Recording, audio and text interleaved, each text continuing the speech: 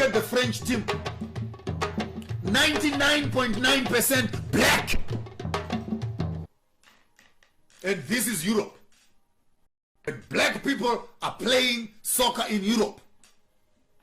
They can't play soccer in Africa because Africa does not have the resources and the finances to support such. But we have the resources. The problem is our administrations and power and leadership, corrupt leadership that we have, that not have an interest of the people. Their interests are tax havens, foreign-based accounts. Lord help me if I had power. If I had power, I would walk up to the Zurich and claim all the money that black African presidents are hiding there. I will walk up to Mauritius and collect every penny, every money that is in Mauritius, which has an African name on it. You must know that money is stolen from Africa. I'll walk up to the Virgin Islands. Every money that is an African name, take that money. African countries are languishing in poverty when these big-bellied African leaders are busy siphoning money out of our economies to satisfy their own egos. I mean, you can steal $1 million. When you steal $1 billion, tell me what you do with $1 billion. You can't even finish eating it up. And some of those monies are rotting in Zurich right now because the owners of those monies died with shady policies. Even the widows cannot access those monies. And Zurich and Switzerland are building their economies based on African stolen money, which Africans cannot access at all. And yet we say with the international court, why can't the international court, through the Africa Union, face up with the banks of Switzerland and Zurich and say, we have come as Africans to redeem the dignity of Africans? You know, according to you, that these African leaders were caught and they were evil and they stole money from the African people. Now we are the legitimate government and we are Africans. We have come to claim and collect this money that is sitting in the coffers of the Europe, sitting in the coffers of the Mauritians, sitting in the coffers of Virgin Islands, sitting in the coffers of tax havens. And we know that this is not clean money. It is blood money, and by the blood of the fellow Africans. And we need to have a direction as Africans. How do we convert this frustration into an action plan? Then we'll give this action plan to the legal department and sue them whenever it will happen, whatever it will happen. Right now, the other day, someone sends me a message. Mr. Maponga, are you not excited? Nigeria is suing China 200 million for the coronavirus. Well, that's a good deal. But when are we going to sue America for the years of slavery and the people that they took from here? When are we going to sue America for the number of black people they threw into the sea of the Atlantic? When are we going to sue Britain for all the slave trade and the building of the train stations and the tube channels? When are we going to collect the diamonds hanging on the head of the Queen of London, a stolen diamond from South Africa here, from Cullinan?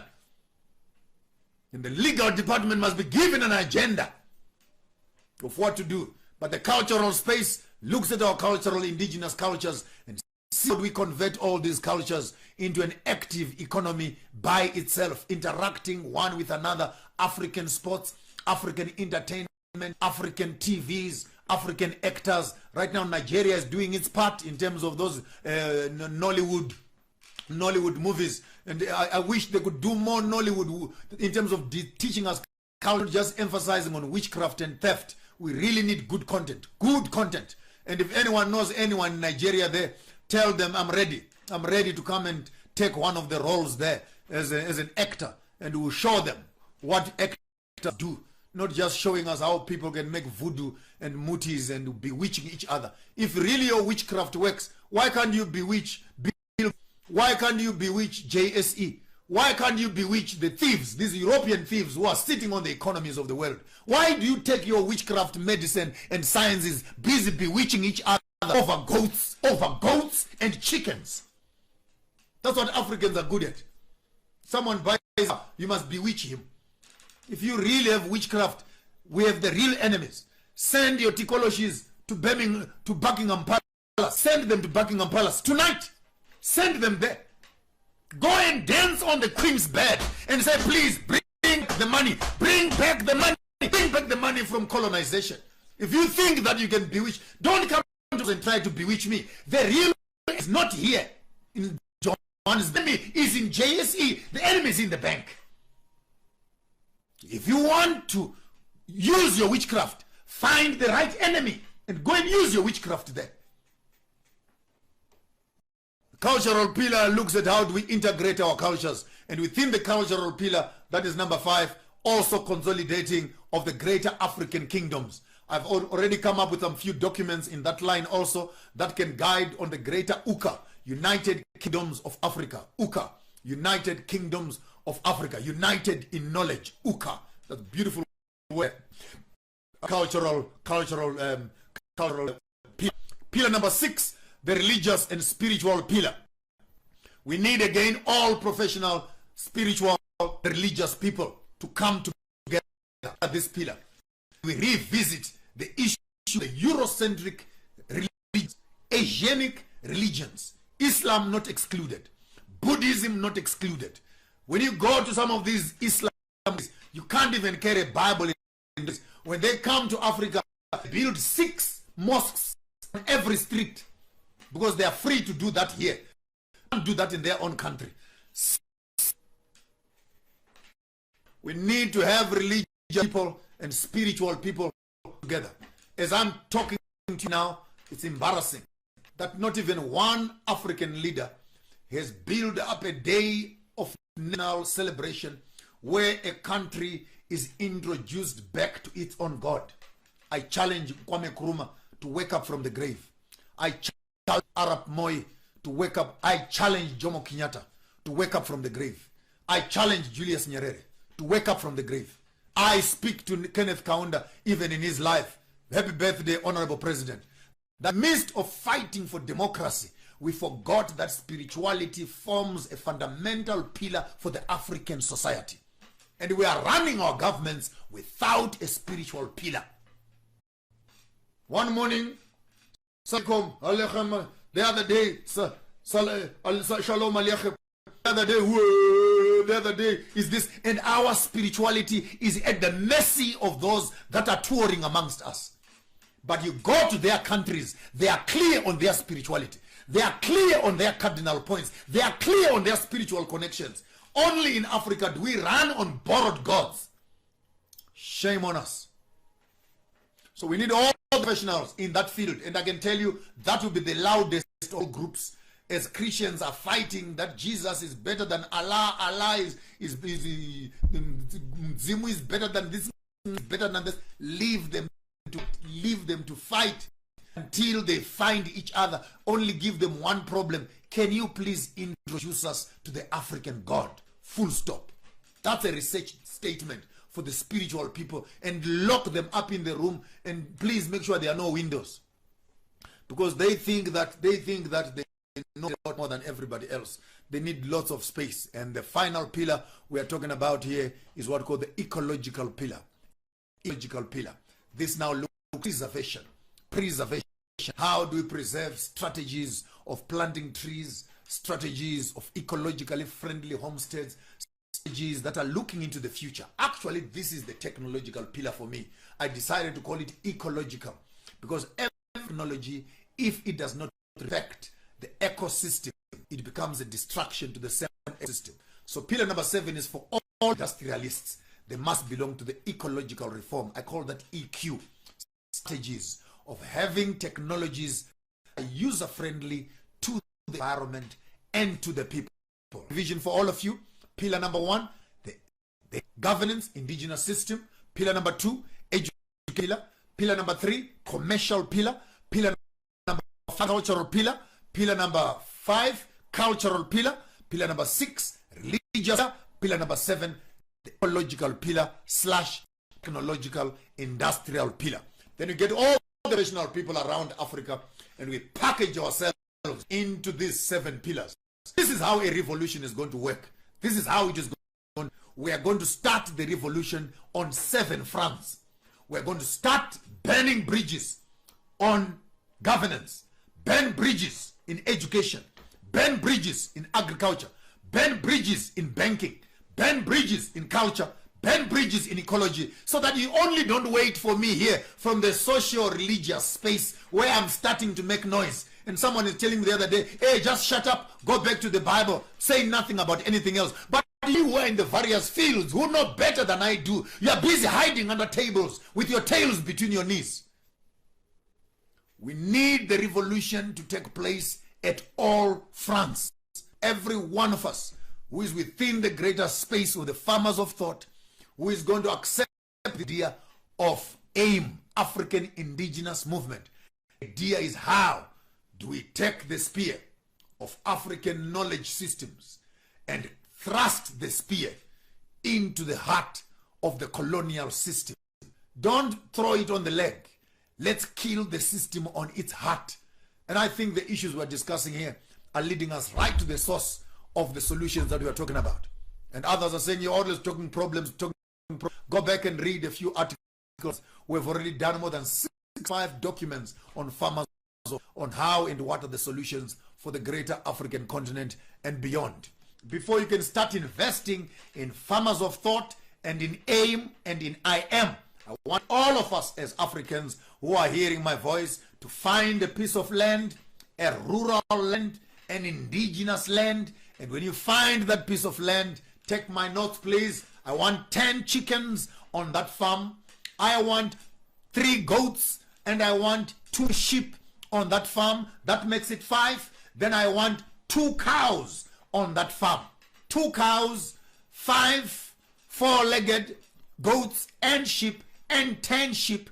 And take your small little money, say 5,000 or 10,000, build for yourself a 2-roomed house. 1 round ravel there, another round ravel there. The other round ravel is a kitchen. The other round ravel is a bedroom. You can build another one for your children and have this as your homestead. It will be legal for you to say you are a master farmer, you are farming from a flat, or you are farming from a townhouse. Corona has taught us that there is no life in these buildings that we are living in. We better start taking some of our in this Eurocentric economy and begin to invest in our indigenous methods of living. So you have a home area where you come from. You have your rural areas where you come from. I challenge every one of you, don't become too town-minded. Start looking for pieces of land wherever you are. 10 chickens, 2 sheep, 3 goats, and 2 cows. First investment. Take your salary, buy cows, buy goats, buy chickens, build a small home. Every holiday you go to this home. That's where you collect your chickens and you freeze them. You kill your goat, kill your sheep, put it in the fridge, put it in the boot of your car, kill your cow, put it in the boot car, collect your corn, collect your rapoko, collect your sorghum, collect your groundnuts, and go back to town and become a slave. But an African must learn to feed themselves. Learn to feed yourself. No matter how sophisticated you think you are, you cannot say that you are a master farmer if you don't know how to farm your mind, how to farm your genitalia, and how to farm the ground that is underneath your ground. I will sing that song until you hear it loud and clear. What fruit and plants are in your mind? What quality of fruits are hanging between your legs? What quality of fruits are in the ground that is underneath your feet? And every master farmer must not only have the idea of how to farm, we must begin producing children who are farmers also. Our children must not know that milk comes from the shops. They must know milk comes from cows. Teach them how to milk those cows, how to plow the fields, and how to harvest from that. There's nothing primitive about that. If plowing is primitive, then it is primitive also. But there's no way you can say that a person who is planting food for you, then you say that person is primitive. And you who is sitting in your towns, tweeting on your phones, sending SMSs on your phones, then you say you are civilized. But those that can look after themselves, you say these are primitive. We want to develop master farmers who are clear on the objectives of the agenda. The agenda is to make sure that Africans become indigenous. That's why we chose the name African Indigenous Movement. It's a movement of taking money from the white economy and investing it in ourselves, in the indigenous economy. Hear me very well. We go to town to work. They pay us in dollars, in rands, in pounds. After we have been paid in pounds and dollars, we don't take that money to the bank. We take that money into the accounts. Because as long as people are alive, they'll be eating meat, they'll be eating goat, they'll be eating sheep, they'll be eating chickens, and they'll be eating food farms. So there's nothing wrong with you diversifying your investment between the town life that you are enjoying and the rural life that is real indigenous. So every farmer, every master farmer must not only be able to plant their brains, they must also be able to plant into their genitalia, plant also the ground underneath their feet. And we all want every farmer to have an indigenous address. Don't tell me I'm an African and my address is corner Chelton Street and Sunnyside Road. My address is corner this and corner that. It's not your address. Immediately you lose your job. Can I say the rest? Immediately you lose your job. You lose your car also. Clothes are on higher purchase. Car is on higher purchase. House is on higher purchase. Even the wife is on higher purchase. For how long are we going to live in a life where we are permanent beggars, permanent slaves of the European system? Because we have not mastered the art of how not to work for the system, but how to work the system for our advantage. When you receive your loans, don't spend them in town. When you receive monies, don't buy new cars. Buy new cows. Buy new cows. Buy new animals. Buy new land. Buy new things that you are able to invest in. And when you invest in these things, I can tell you the truth from where I am sitting. Those who put money in the bank receive profits from their money. And profits is a bit or a part of the whole that you invested. You take my method of investment, you are not receiving a profit, you are receiving a fold. What is the difference between a fold and a profit? A profit is part of. A fold is when the whole gives you a whole in return. Take 10,000 right now and take it to the bank. You will have a profit of 2% minus bank charges. So out of your 10,000, you may make 100 rand or 200 rand. If you go on money market, you may get 250 rand or 300 rand if you are lucky. But take 10,000 rand today. When you are walking to the bank to invest your money on the money market, I say take your 10,000 and walk up to the farms right now. Go and buy 3 steers, young cows, 3,000 rand each. 3,000 each. And you have 3 of them. I want to give you 5 years with 10,000 in the bank. I want to give you 5 years with your 10,000 in the cows. By the end of that year, your 3 cows will have 3 cows. In other words, the 10,000 you invested will have given birth to another 10. That gives you 30,000 return within 1 year. That's more than 300% return on your investments. And we think that walking around town, flashing some small little wallets that are full of credit cards, it's a real good life. Showing around how many cards that you have. The other guy showed me credit cards almost the length of his own body. Credit after credit. Take your money from the system and invest it in solid assets, immovable assets. And the best investment is to invest in yourself. Buy land.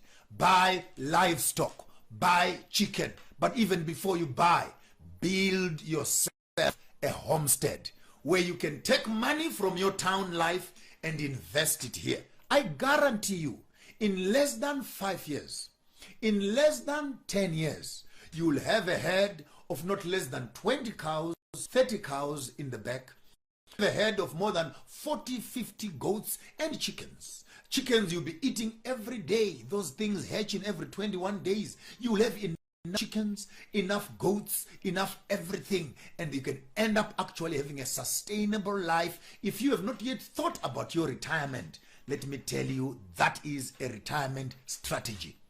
1/3 of your salary, invest it in yourself, in an indigenous home, so that by the time you get there in your old age, you have your electricity, you have your phone, you have your car, you have your fridge, and you have peace of it on a piece of land that you don't owe anybody. And when your children say they are going home, they come home. And when your children arrive at home, you can tell your boy, please drop that cow there, drop that cow. Let my grandchildren, let us be merry as Africans. Ladies and gentlemen, the life we thought would be in town is taking us nowhere. We are running in circles until we learn and we discover what we lost as Africans. We are wasting time working on the European system, and I am telling you, year after year, they are retrenching us.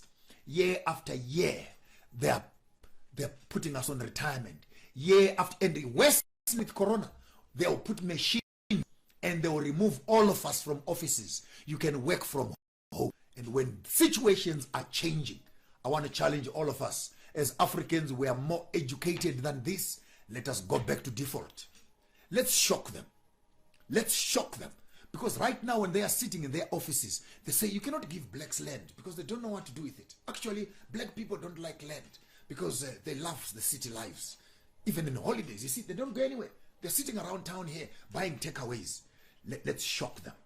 Let's shock them and go back to default. I want to see something. I want to see something. If black people can remove their monies from the bank, and all of a sudden, all of us as blacks were the ones who are supplying meat, were the ones who are now supplying vegetables, were the ones who are now supplying eggs, supplying the chicken to the white system. The surplus of our produce can always go back into the business and give us a sustainable life. Aims to say, let us find tools for indigenous lifestyles, African indigenous movement. What are the 7 divisions of the African indigenous movement? And I want this one, I will break it down again. Today I'm just giving you an overview so that all of us can be on the same page. There are 7 classifications that I've put all of us. This I speak to all Africans around the world, all black people around the world, all Al-Kebulam around the world, all Kemet around the world, all Bantu around the world, all people whose complexion is like me. Whether you call yourself a black American, a black British, you call yourself a Euro-British or Australia black, I don't care where you are. Hear the message and hear it very well. Every professional black person must be able to identify one pillar on the 7 pillars I'm going to give us. And I want to collect a solid database of all professional black people that we have on the face of the earth. With that database, we'll have enough doctorates that at Harvard University, at Cambridge University, at Massachusetts University, at Oxford University, at Australia University, New Zealand, black Africans who have written beautiful doctorates, master's doctorates. Solutions have already been researched, but these doctorates are gathering dusts sitting on the walls of these professors. I want us to draw this intellectual information into one solid basket on the African continent, through which we can begin to spearhead these 7 projects I'll be talking about. Project number 1 speaks of how do we re-engineer our governance systems. This speaks to all our legal minds around the world. We cannot be calling ourselves Roman and Dutch laws. And in this day and era after independence, we are still being managed by a judiciary system from somewhere else. Are we saying all of us Africans, educated Africans, cannot sit in one room and come up with an African indigenous legal system, so that when they come to us also, they must do business with us on our own terms as Africans. We already have professors like Professor Ojwang at the University of Nazareth in Kenya, who has actually done lots of work in the direction of African indigenous governance systems. And if other doctors and professors and the local chiefs and etc. can gather around, and we can pick up the Kemetic law, the 42 laws of Ma'at, and what are the common laws in every village, and come up with our own governance systems. In Africa, if you steal from me, you don't go to jail. You must pay.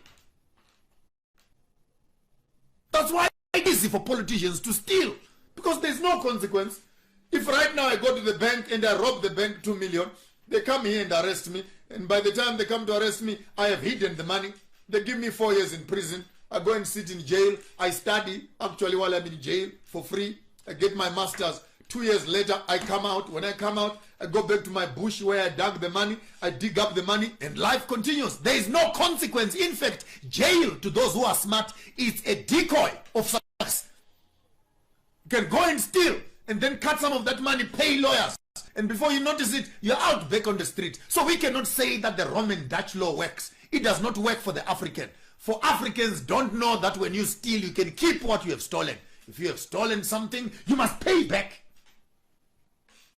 So we need an African indigenous system that will restore the judiciary system away from the colonial statutes, and we can have our own governance systems. I've already put a few documents that can become leading documents to that conversation. Pillar number 2 is the education pillar. And here I'm talking to all teachers, all levels, everyone who is involved in education. By now we know that foreign Eurocentric education system is not working to give us what we need as Africans. Therefore, it has become important that our academic power must be put together, and we must take a sharp spear and throw it into the heart of British, European, colonial education system and make it dead. For after we've gone to school, we come back 3 times fools than we went to those schools. We need, therefore, to have all academicians come together with histories of Africa, the art of Africa, the language of Africa, the poetry of Africa, architecture of Africa, the geography of Africa, the languages of Africa. I wish you can have doctorates like that. A doctor in African languages, you know. Sanibonani, Dumelang, Habshen, Ndeu, Muribwanji, Worocha. You know, genuine Africans, produced by Africans, to give us the outcomes that we need so much. Governance pillar, we need all the legal minds around that pillar. Education pillar, we need all the academicians around pillar. Pillar number 3, the economic pillar. The economic pillar speaks of the commercialization. I'm speaking to the bankers and all the economists that are in the world. We need to come together and say, how do we work the African economy to the best of the Africans? There is no way that small little countries like United America can actually be able to pay their own workers, pay every citizen, make every citizen a millionaire because they have enough oil in their ground. But Africa has far much more resources than Middle East put together, but still running around with no clean water around us. Then how rich are we when our own children are poor to that extent? But again, it's not poverty of the land, it's poverty of leadership. So we need the commercial people, and the strategy I told you about investing in your rural home speaks to that pillar, that by the time Africans are able to invest in traditional economic structures, we can actually come up with interesting insurance policies, like the insurance policy on paying lobola. That's when you know that this bank belongs to Africans. When at the age of 10 or so, you start putting your 100 rand a month, and at the end of 15 years later, when the boy is 21, wife is able to walk up to the bank and say, please, can I have my loan, or can I have my investment for Lobola? And boom, they put his table 150,000. Go and Lobola your wife for and enjoy your life from there. It helps us, and the principles are straight. You invest in this policy. If you make pregnant before the policy, half of the money that we've reserved for you for your marriage will go towards the maintenance of the woman that you've impregnated and the children. So we understand our society as blacks. There's no way we can fail to come up with policies, good insurance policies that speak to the African issues. But right now we're buying insurance policies that sell us things that we don't even know. No. Liability in what and what in what. Please don't get me started. We need all the commercial break to come into that basket, all the bankers, everyone's out do asset managements and everything else in that, and develop a strategy of how do we begin to consolidate the wealth of Africa in the future that Africa needs. Listen to me, good people. I might sound like I'm a crazy man. It took the white people 400 years to build the system that they are now enjoying. 400 years later. And all of us who are listening to this, you look at this thing and you yawn and say, when did that happen? I am telling you the truth. Until one generation decides to write a software that will change the next generation, who will give birth to children, who will give birth to children, who will be slaves of those that have thought it. I'm deciding to become the fool and step out. We already have gooders such as Professor Lumumba, whom I know personally. We already have the honorable ambassador from America talking strongly. Identify the correct leaders that we need. I will put them together. And we have a team of African leaders that you have confidence in, who assist us in driving this greater thing. But ultimately, we want to drop the Africa Union and come up with our own form of an Africa that we are not only building for ourselves, but we are also building for the children who are coming after us. So pillar number 1, governance. Pillar number 2, education. Someone be writing notes there for me and publish them on the wall. Pillar number 1, governance. Pillar number 2, education. Pillar number 3, commerce and economics. Pillar number 4, agriculture. Agriculture. Any homestead, any man who cannot feed himself, he's not strong at all. It's good for nothing. Every man, every woman must be able to feed themselves. Pillar number 4 speaks to the agricultural experts around the world. Right now, they're taking advantage of us, telling us that they need laws. You need a permit, to start planting marijuana for medicinal purposes. Are you telling me that we must wait for the Americans and the British to tell us what to do with marijuana here in Africa, where it grows freely in our bushes here? And until the Europeans say, now you can plant it, we cannot plant it. I'm not talking about abuse. It's another thing. Those who are abusing it are still abusing it.